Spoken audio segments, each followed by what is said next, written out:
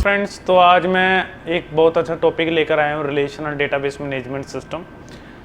आज हम AWS पे RDBMS अपना क्रिएट करेंगे और उसको डिफरेंट प्रोग्रामिंग लैंग्वेज के साथ यूज़ करना सीखेंगे कि अगर मैंने PHP के साथ यूज़ करना है तो कैसे करेंगे, जावा के साथ कैसे करना है, .NET के साथ कैसे करना है। तो ये सारी चीज़ें आज इस लेक्चर में हम कवर अप करेंगे। बट उससे पहले आपको मालूम होना चाहिए कि what is RDBMS and what is DBMS। सबसे पहले इन दोनों का डिफरेंस देखते हैं और फिर देखते हैं कि RDBMS कहाँ पे यूज़ होता है और इसके क्या बेनिफिट्स हैं। बेनिफिट्स के बाद हम फिर इसकी प्रैक्टिकल लैब करते हैं और उसको क्रिएट करेंगे और फिर अपनी प्रोग्रामिंग लैंग्वेज के अंदर यूज़ करेंगे।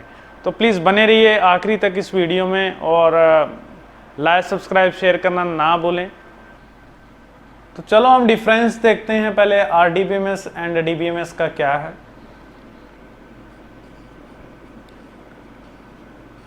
RDBMS एंड DBMS,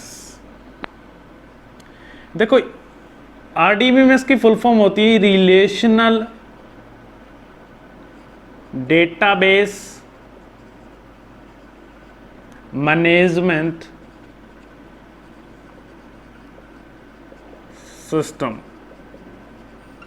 और ये होता है डेटाबेस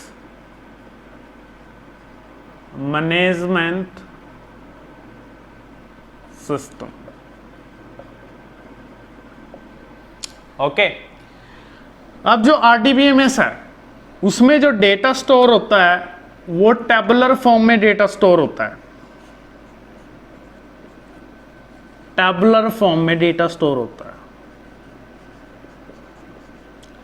और जो DBMS होता है उसमें जो हमारा डेटा स्टोर होता है वो फाइल्स के अंदर स्टोर होता है।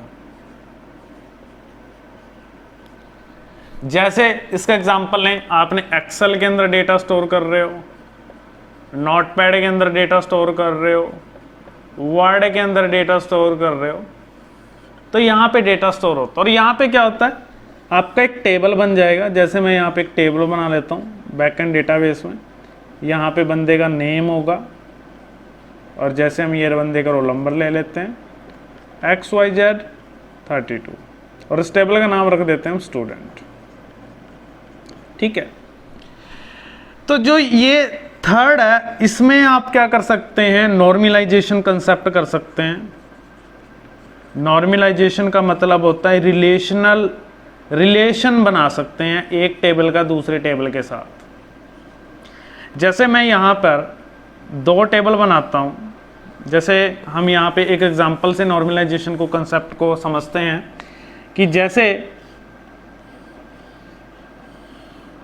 मान लो मेरे पास ये टेबल है नेम और ये है मेरे पास ID।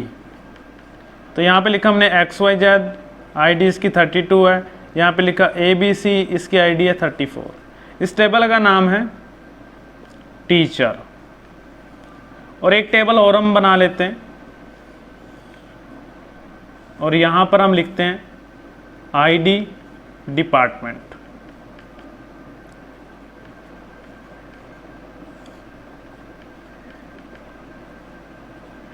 तो इस टेबल का नाम है डिपार्टमेंट। तो रिलेशनल डेटाबेस मैनेजमेंट सिस्टम के अंदर क्या होगा, इस टेबल का इसके साथ रिलेशन है। हमें पता चल रहा है कि ID जो 32 है इस टेबल में ID 32 CSE डिपार्टमेंट में काम करती है। ठीक है, यहाँ पे ID 34 है तो इस टेबल में 34 डिपार्टमेंट मैकेनिकल डिपार्टमेंट में काम करती है। तो यहाँ पर हम डेटा में रिलेशन बना सकते हैं और इनकी क्वेरी लगाकर, स्ट्रक्चर क्वेरी, इसमें SQL क्वेरीज होती हैं, उस स्ट्रक्चर क्वेरी की हेल्प से हम डेटा को फैच कर सकते हैं। इसमें नॉर्मलाइजेशन में काफ़ी ज़्यादा रिलेशन बन सकते हैं, 1 to 1, many to many, many to 1। तो ये एक नॉर्मलाइजेशन कंसेप्ट फंडा होता है कि जो RDBMS आपको प्रोवाइड करता है। तो अगर मैं इधर की बात करूं, इधर आपका रिलेशनशिप आपका नहीं बन सकता फाइल्स का।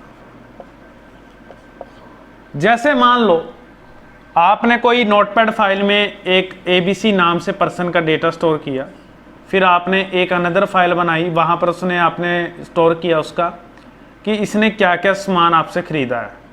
परचेजिंग इंफॉर्मेशन आपने इसकी अनदर नोटपैड फाइल के अंदर स्टोर की, ठीक है। तो इस केस में आप अपनी फाइलों का आपस में रिलेशन नहीं बना सकते।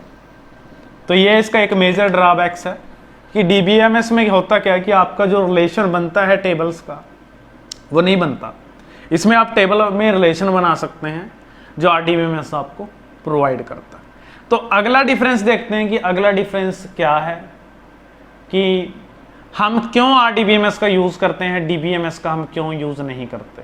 हम सबसे पहले वो चेक करते हैं, उसके बाद उसका प्रैक्टिकल देखते हैं।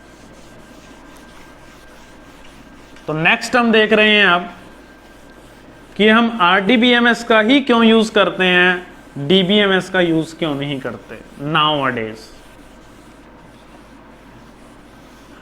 तो यहां पे हेडिंग देते हैं सबसे पहले, why we use only RDBMS nowadays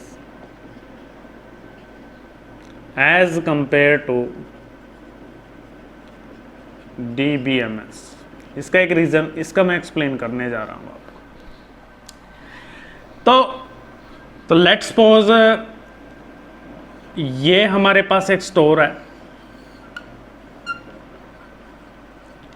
और इसके अंदर ये हमारे पास एक शॉपकीपर है और इसके पास वेरियस कस्टमर आते हैं प्रोडक्ट लेने।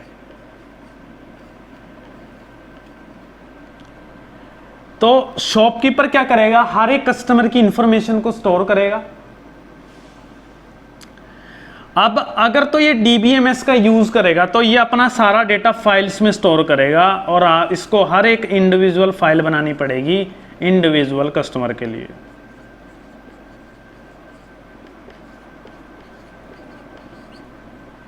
ठीक है, तो ये इसको फाइल्स बनानी पड़ेंगी, फिर क्या करना पड़ेगा, ये अपना डेटा स्टोर करेगा। अगर कल को यही सेम कस्टमर वापस आता है और बोलता है कि जी मेरा डेटा अपडेट कर दो या फिर मैं क्या प्रोडक्ट लेकर आया तो उसकी इन्फॉर्मेशन, तो उसको एक एक फोल्डर चेक करना पड़ेगा कि मैंने कौन सी फाइल कहाँ पे रखी थी उसकी, और फिर उसको मैनिपुलेट करने में काफ़ी दिक्कत आएगी, उसको फाइंड आउट करने में फाइल को की दिक्कत आएगी, क्योंकि ये एक फाइल्स की फॉर्म में डेटा स्टोर कर रहा है। ये डीबीएमएस कंसेप्ट है।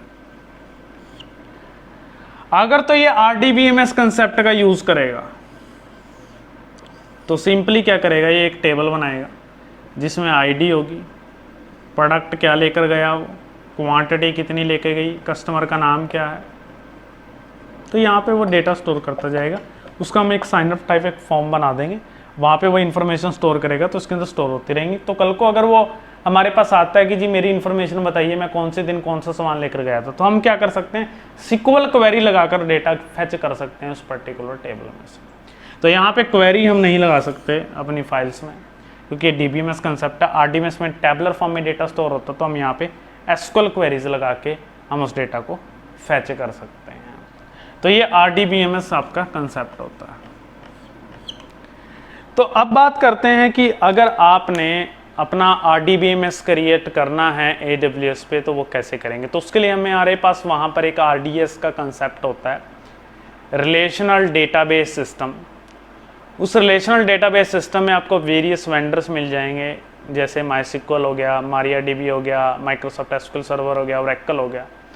तो हर एक वेंडर को आप according to programming language use कर सकते हैं, अपनी चॉइस के अकॉर्डिंग यूज़ कर सकते हैं।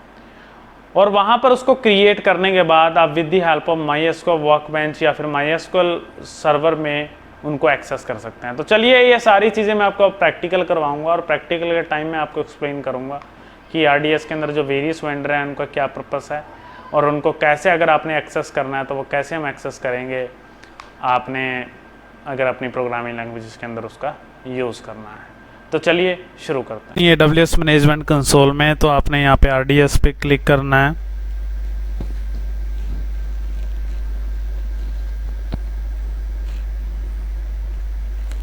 उसके बाद आपने DB इंस्टेंस पे क्लिक करना है,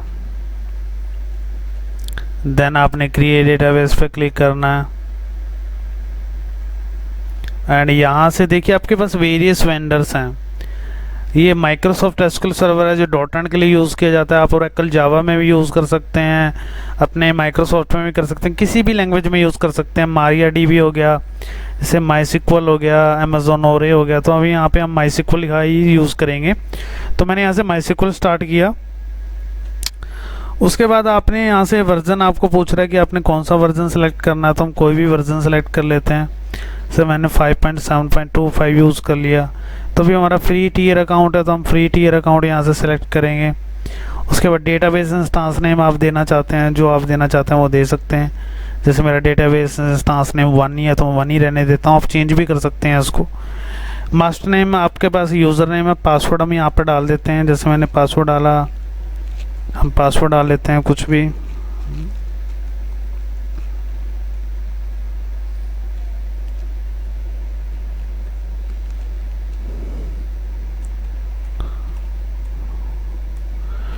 उस कंफर्म पासवर्ड डालते हैं।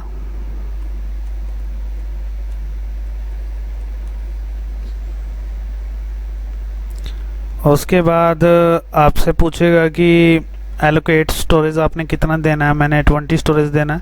ऑटो स्केलिंग की आपकी जब 20 GB फिल हो जाए तो मैक्सिमम थ्रेशोल्ड 1000 है। इसका मतलब ये है कि 1000 टाइम ये क्या करेगा, 20 GB आपको क्रिएट करेगा। जैसे 1 GB फिल होगी तो नेक्स्ट 1 GB कर देगा, तो आपका क्या रह जाएगा, 999 रह जाएंगे नेक्स्ट थ्रेशोल्ड।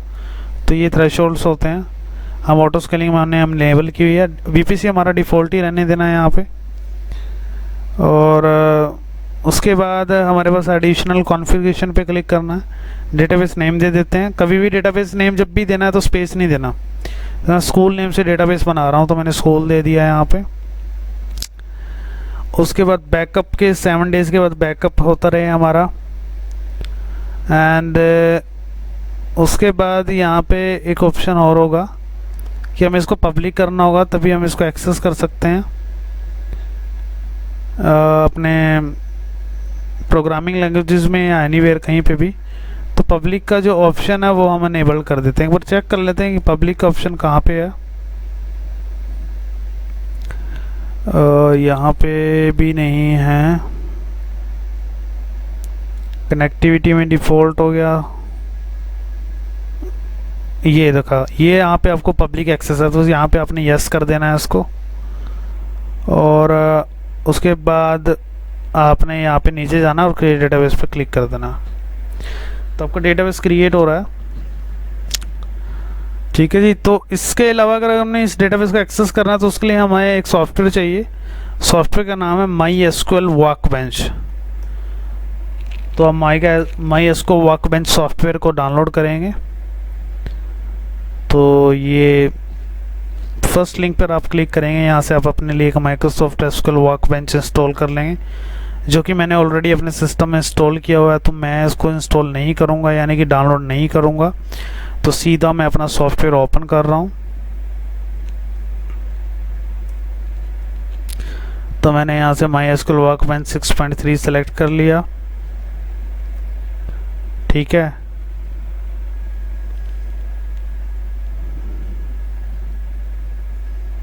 तो थोड़ा हम वेट करते हैं, क्योंकि जो स्टेटस है अभी हमारा क्रिएटिंग है, यूजिंग में नहीं है।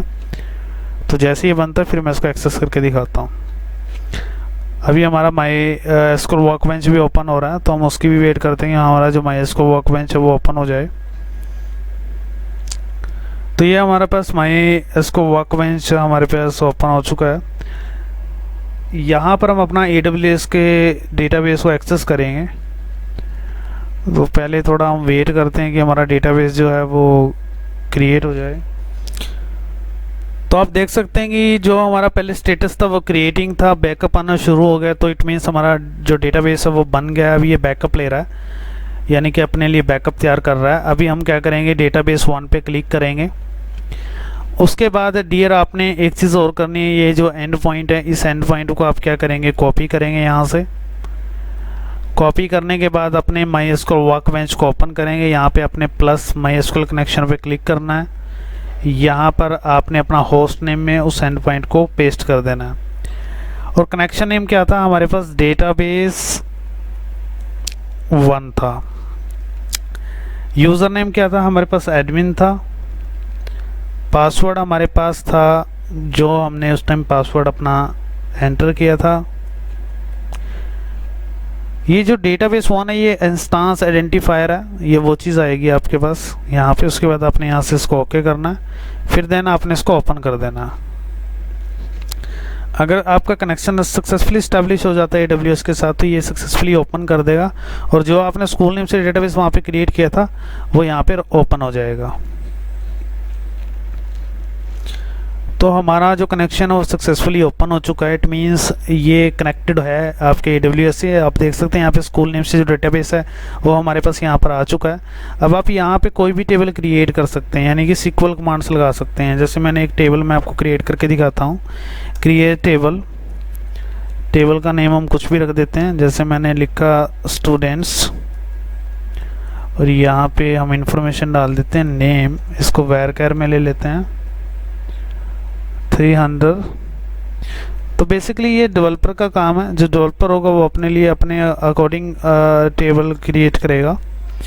उसके बाद आपने यहाँ पे एग्जीक्यूट पे क्लिक करना है, तो आपका जो टेबल है वो क्रिएट हो जाएगा। अभी यहाँ पे एरर दिखा रहा है, मे बी हमने कोई मिस्टेक की है।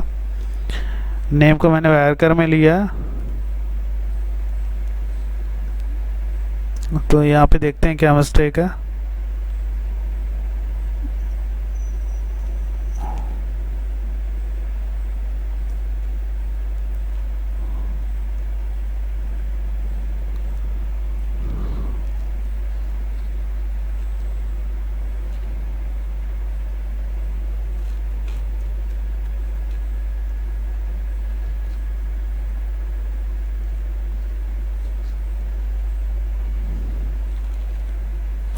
ओके, तो हमारे पास ये एरर है नो डेटाबेस सिलेक्टेड। तो हमें सबसे पहले डेटाबेस सेलेक्ट करना पड़ेगा। तो हम यहाँ पे लिखेंगे यूज़ स्कूल, स्कूल नेम से डेटाबेस, आप देख सकते हैं यहाँ पे स्कूल नेम से डेटाबेस है। उसके बाद आप यहाँ पे क्लिक करेंगे तो आपका जो टेबल है वो सक्सेसफुली क्रिएट हो चुका है। अब हम कमांड चलाते हैं कि उस टेबल में क्या क्या हमारे पास रिकॉर्ड है। Select star from, student name से हमने बनाया था, तो उसको यहाँ से एग्जीक्यूट करेंगे। तो देखिए यहाँ पे नेम एंड रोल नंबर में कुछ भी नहीं है। आप डिस्क्राइब भी कर सकते हैं टेबल को कि आपने क्या क्या उसमें एट्रीब्यूट्स लिए हुए हैं ऑलरेडी। डिस्क्राइब टेबल स्टूडेंट्स, तो आपने जो जो उसके अंदर डिक्लेयर किए होंगे वो सारा इन्फॉर्मेशन आपके पास आ जाएगा। डिस्क्राइब, यहाँ पे एरर आ रहा है, डिस्क्राइब टेबल। अब हम डिस्क्राइब स्टूडेंट करते हैं। तो देखिए आपने नेम रोल नंबर लिया, टाइप varchar लिया है, नल यस है, तो ये आपके डिस्क्राइब हो जाएगा। अगर आपने इसके अंदर डेटा इंसर्ट करना है तो आप कैसे करेंगे, इंसर्ट इनटू, टेबल का नाम आ जाएगा स्टूडेंट्स वैल्यूज़। तो यहाँ पर हम वैल्यूज़ डाल देंगे जो आपने वैल्यूज़ डालनी होगी।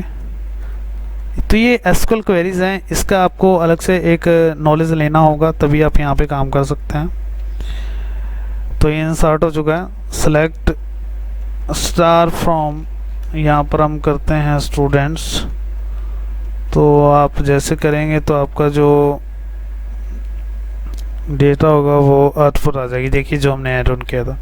तो ये SQL क्वेरीज हैं। ऐसे डेवलपर लोग क्या करते हैं, यहाँ पर अपना टेबल्स क्रिएट करते हैं, फिर अपनी प्रोग्रामिंग लैंग्वेज में इनको यूज़ करते हैं, एंड्रॉयड एप्लीकेशन में या PHP .NET में, वो डिपेंड करता है। तो प्लीज़ लाइक सब्सक्राइब शेयर करना ना भूलें, एंड मिलते हैं जल्दी ही नेक्स्ट वीडियो में।